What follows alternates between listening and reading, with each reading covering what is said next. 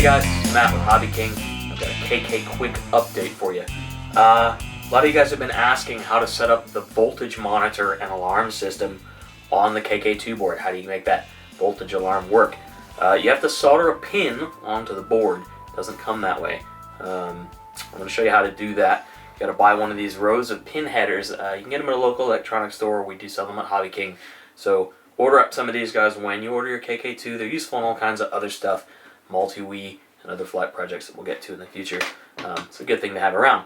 Cut off a single pin like this, and you're going to install this guy in the little pinhole to the right of this yellow component on the surface of the board. I'll show you that nice and close.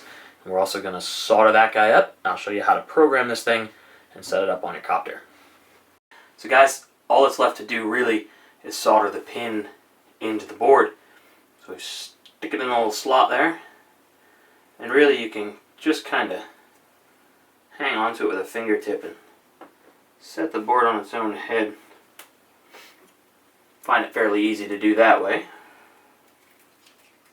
Pull out a little bit of solder. Get the tip nice and warm.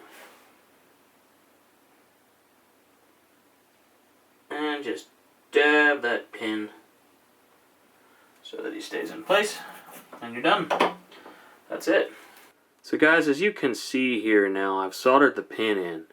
And I've added a jumper right here. That jumper is connecting the output from the receiver voltage on one side of the board to our new pin.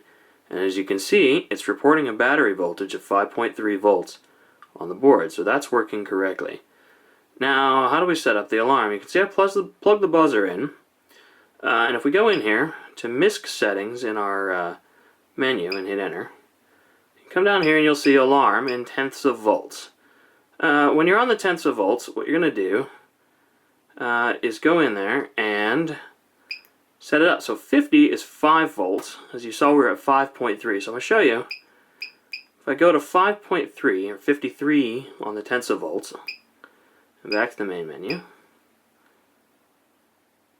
nothing. Right at the voltage. Now, if we go to 54, what you'll see is it starts to beep slowly when you're very slowly approaching the voltage, and that speed gets more frantic as you drop further away, which I'll illustrate in just a second. So here, you get some slow beeping. So slow beeping, and if we go to say 62, so that'd be 6.2 volts, it's going to freak out.